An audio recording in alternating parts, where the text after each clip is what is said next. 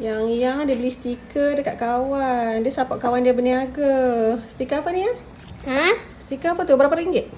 RM1. RM1. Tengok sikit. Stiker. Siapa jual tu? Ha?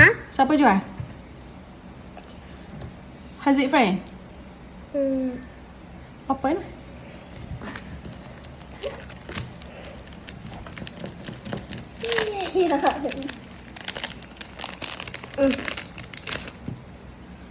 Stiker ada lagi.